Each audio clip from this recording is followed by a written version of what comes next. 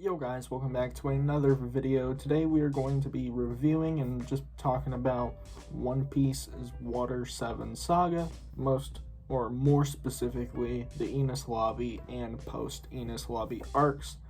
Today I officially finished Water 7 as a saga, and yeah, I've got quite a bit to talk about, especially with post Enies Lobby, because it was one of the most jam-packed arcs that we've had yet, just dropping information and like just crazy stuff going down and being talked about.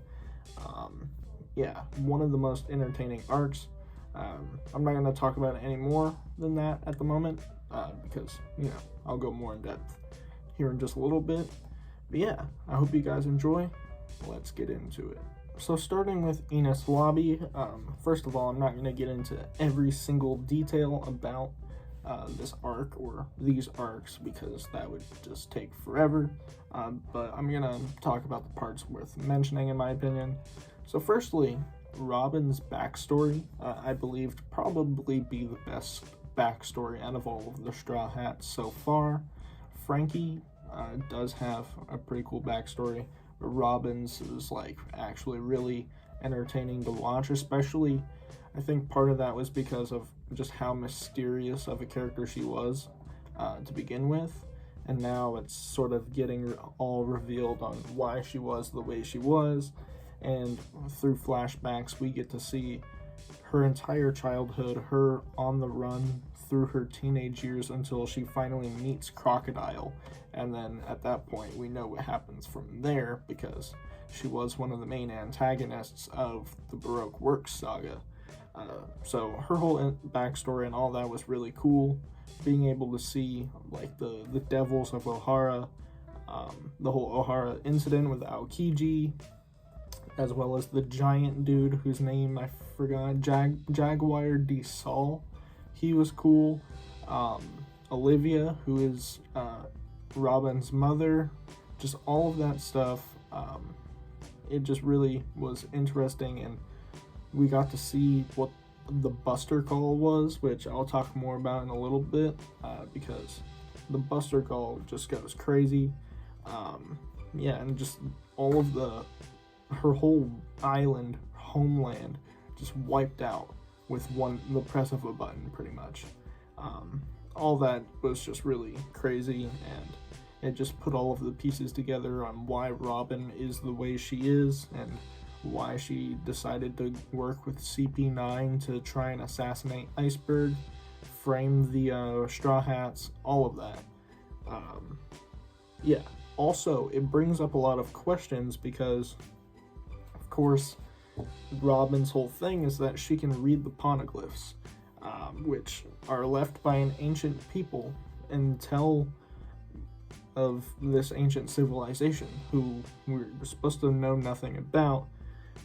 And there's like 100-year gap in history, or it's like 100 years or 200 years, something like that, where there's just a gap. And basically the government got rid of all of the information, just like some 1984 George Orwell type stuff, right? Or like, the Dark Ages in history.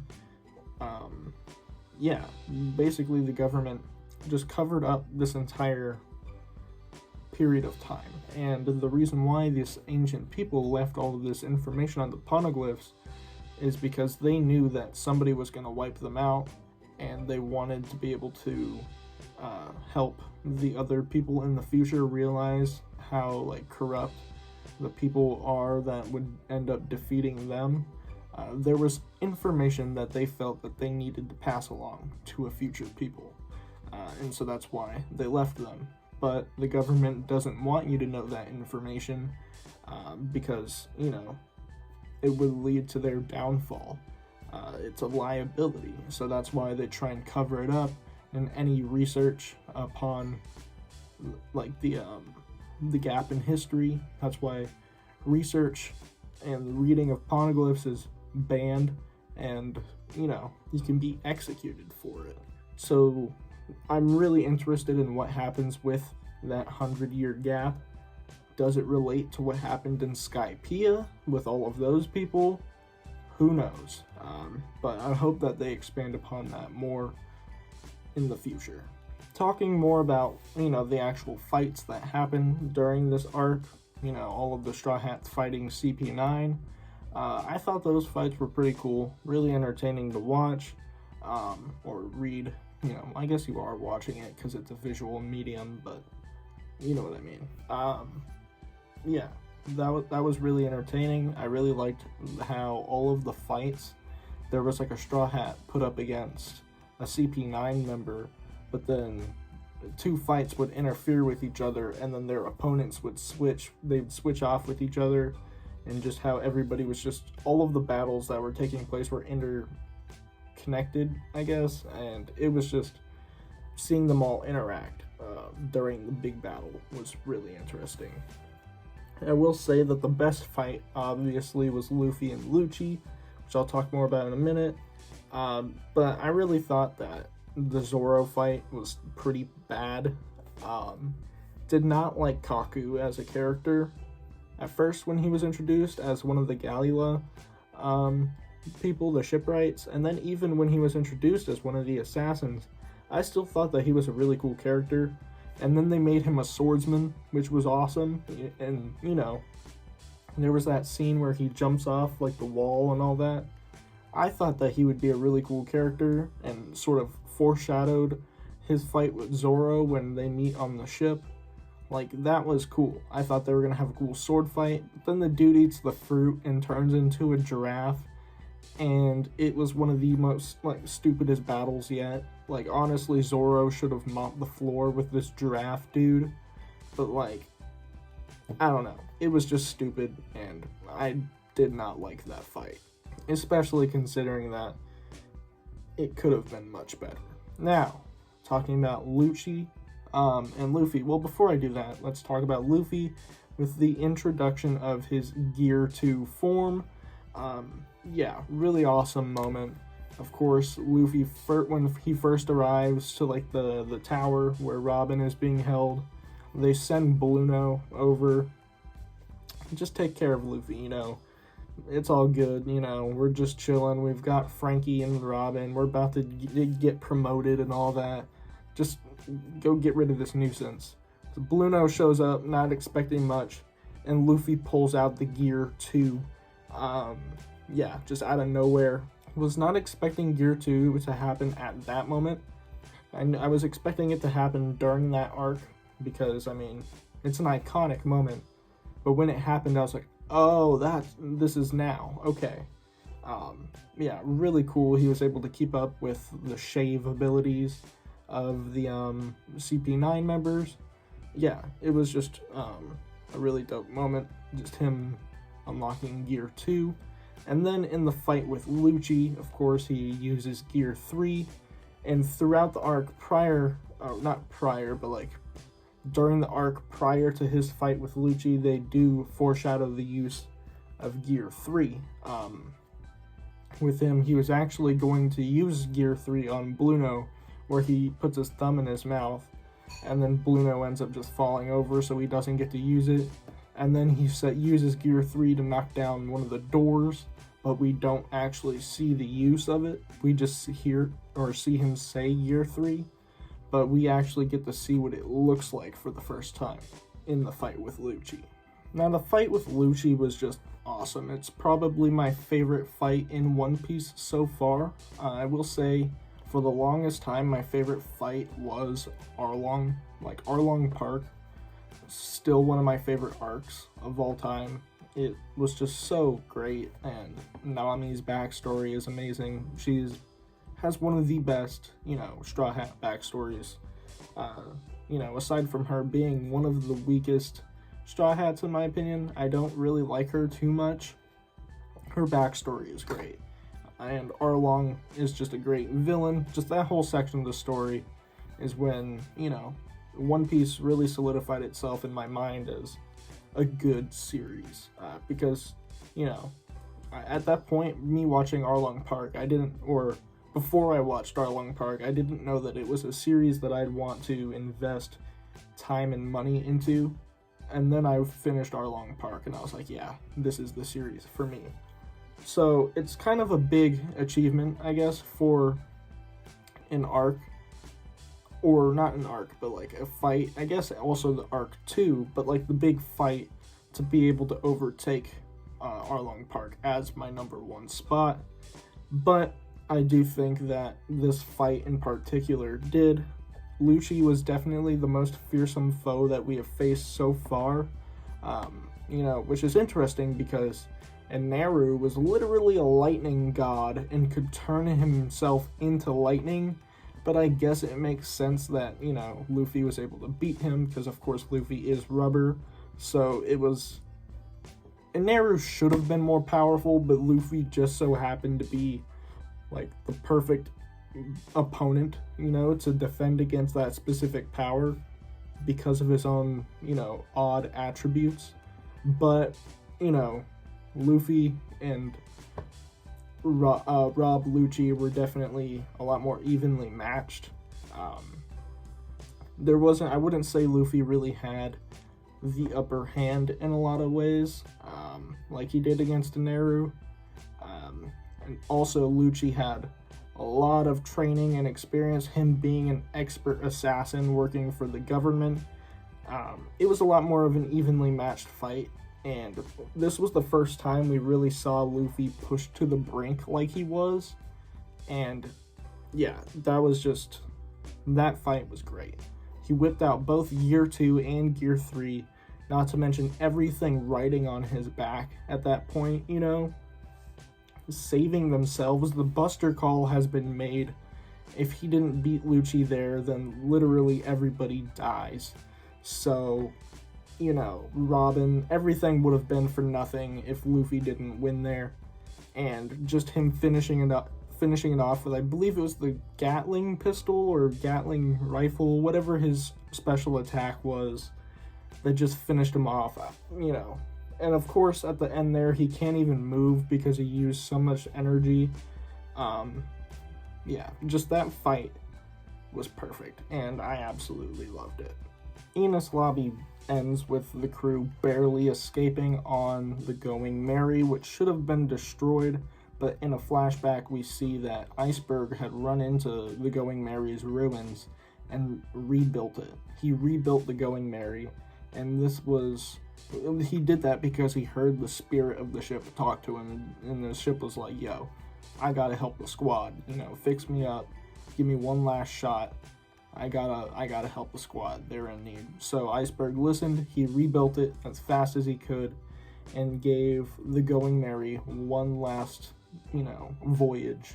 And the Going Merry went out on its own, and just so happened to appear when they needed it most, and saved the entire crew, allowing them to escape the Buster Call.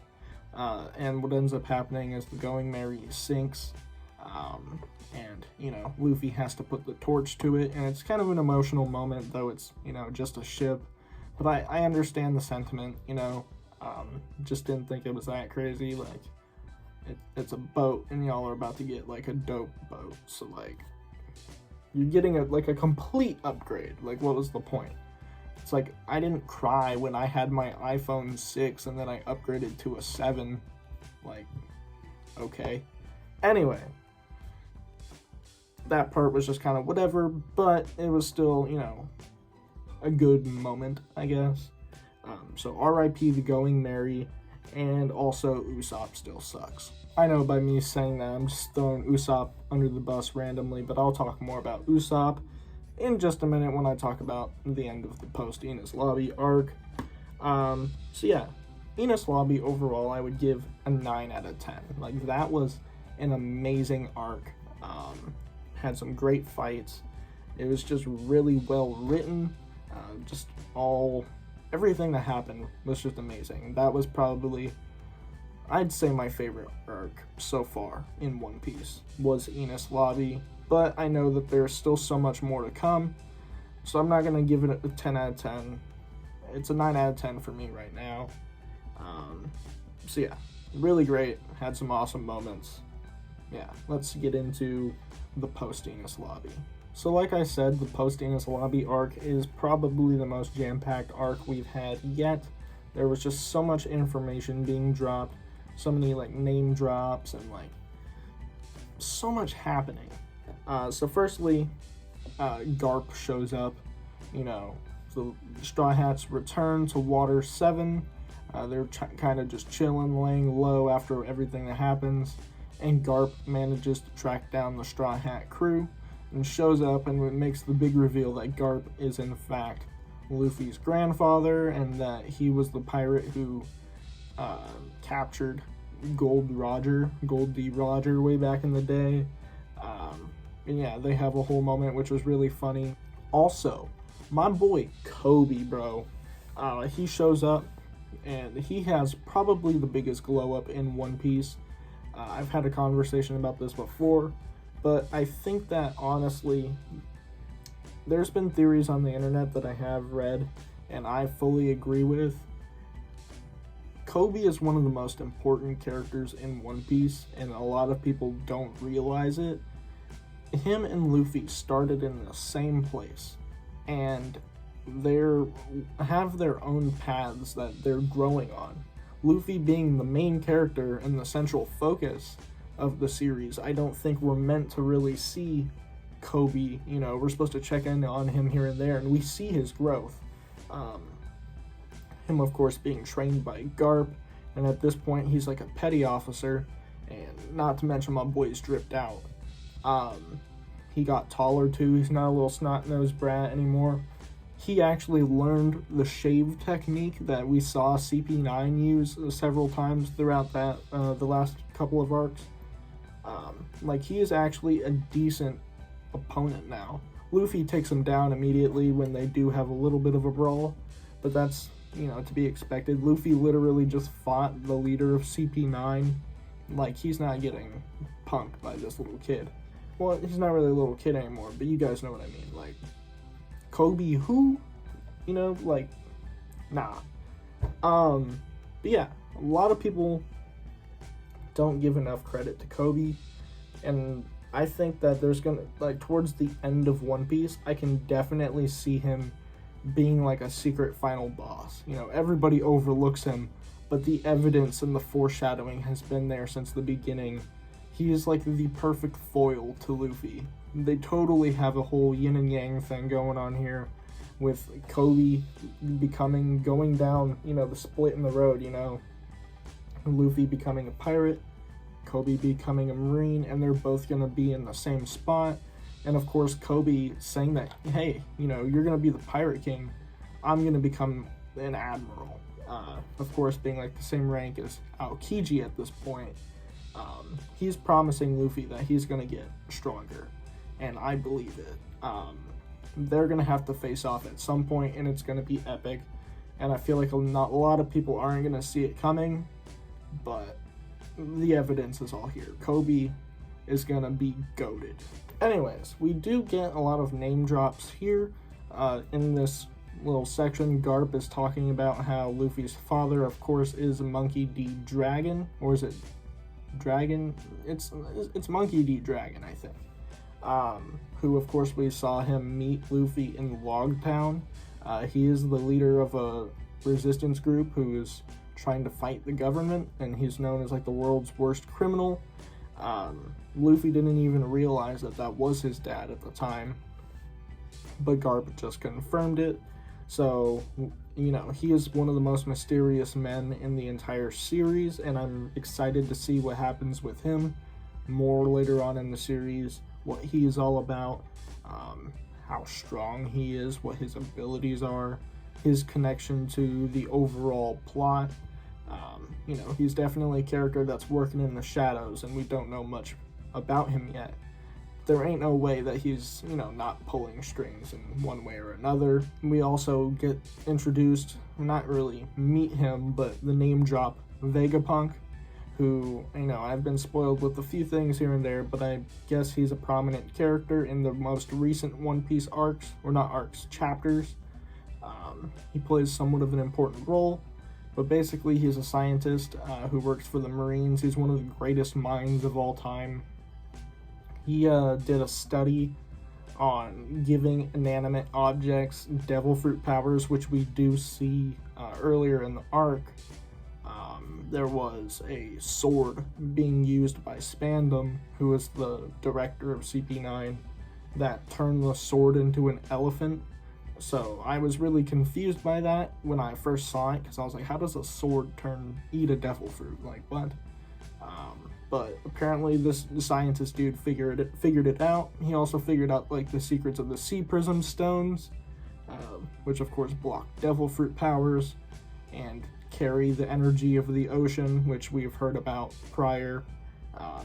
So yeah, I don't know much about him at all, but I just know that, he's somewhat of a prominent character at the moment in current One Piece. We also finally get to know about what are called the Yonko, which the term Yonko hasn't been used yet, or I don't know if it's just like a translation thing, but they're the 4 pirates known as the 4 Emperors, who are like, I guess, the strongest pirates in the world, which include Shanks, Whitebeard, I believe Big Mom, who hasn't been introduced yet, and Kaido. And then I think later on Blackbeard and some others. I'm not exactly sure, or if Blackbeard might take Whitebeard's place, or I don't know what happens. But at the moment, the only Yonko that we are supposed to know are Shanks and Whitebeard.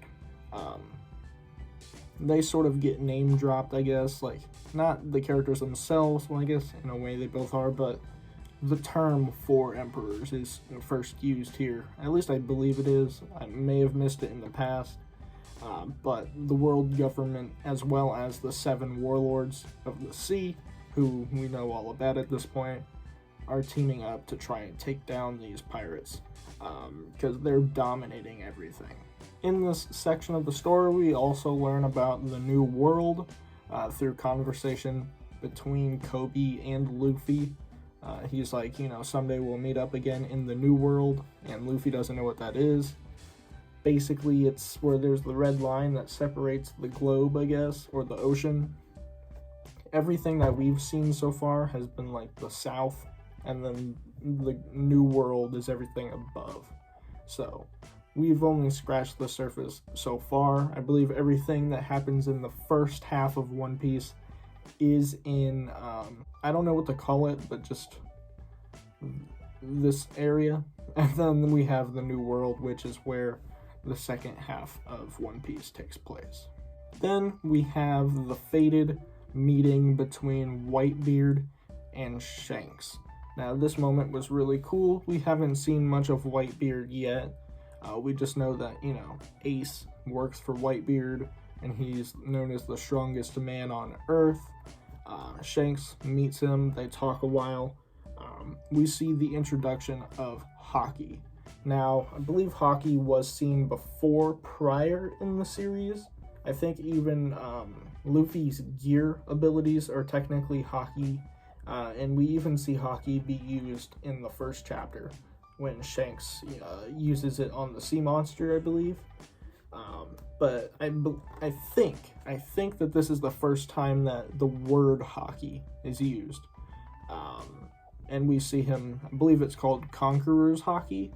He uses it, and basically that means that everybody within like his radius with a weak sense of will just be incapacitated. And so he just walks onto Whitebeard's ship, and just like everybody collapses just in his presence. Like the pressure of his Haki, his Conqueror's will, just destroys them, and it's really cool to watch. Like, that's just how strong Shanks is. Just him walking causes people to collapse. Like, oh man, this is gonna get crazy. Through conversation, we do see Whitebeard talk to Shanks, and it is revealed that Shanks was actually an apprentice for Gold Roger. He worked on his ship as a kid, along with his best friend Buggy the Clown, who, of course, we remember Buggy. I hope he does make a return. I heard some crazy stuff about Buggy happens later on. Again, sadly, I've been spoiled for so much about One Piece, but a lot of it's just out of context. But there's small little details that I sadly do know. I'm not going to talk about it here because it's kind of irrelevant at the moment, but there is a relationship there between Shanks and Buggy. Shanks apparently also dueled Mihawk, the Hawkeye. So that was just, randomly thrown in there, and it was really cool to know that Mihawk, the strongest swordsman of all time, who, we fought Zoro and, just sort of taught him a lesson, was evenly matched by Shanks, which is just really cool to know. Like, that's goes to show how powerful Shanks is.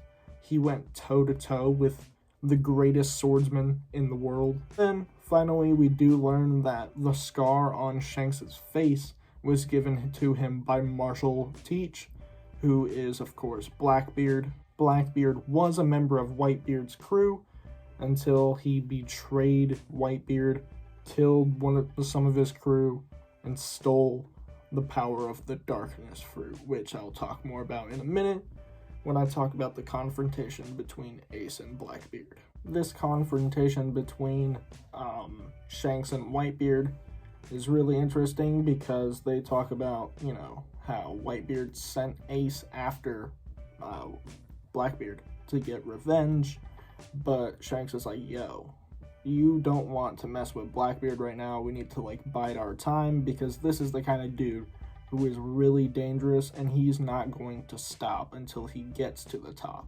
He is very powerful and we should not be messing with him right now. And Whitebeard's basically like, I don't care. I'm the strongest dude in the world. My crew's goated. And this dude betrayed me. It's dishonor on my name. Yo, Teach has got to go. So, of course, he sent Ace after him, and this causes a little bit of a disagreement, in which case Shanks crossed swords with Whitebeard's spear. I don't really think that it's a spear, but I don't know what it's called, so I'm just going to call it a spear. And they basically split the heavens in half, which was just dope. It just shows what happens when two characters of this power scale just simply cross weapons, splits the sky in half. And then, of course, we finish this arc off by talking about Ace and Blackbeard. Ace is just insane with his fire abilities. I believe it's called a paramecia type, I think. He's able to turn his body into flames and then shoot flames. But then we just see the true terror of Blackbeard's new ability, his devil fruit that he stole from one of Whitebeard's men. That's the whole reason why he betrayed him. He was just waiting for one of the crew to find this devil fruit that he's been searching for his entire life. And once one of the crew members obtained it, that's when he made his move, killed the dude, stole the fruit, killed whoever he had to get away from it, and then he started his own crew. But this darkness fruit is just insane. Basically, he's able to turn his body into darkness and create black holes which suck everything up. And then we see him wipe out an entire village just by absorbing it into darkness. And then out of nowhere, he just opens up the black hole and shoots an entire village just in pieces out. With this ability, though, he's also able to suck in devil fruit users and steal their devil fruit powers, which is unlike anything that we've seen yet, and that is what makes him truly a terrifying foe. And at the end of this fight between him and Ace, the conclusion is unknown. All we see is Ace's hat on the ground, and there's a little text saying that this fight could change the events of history.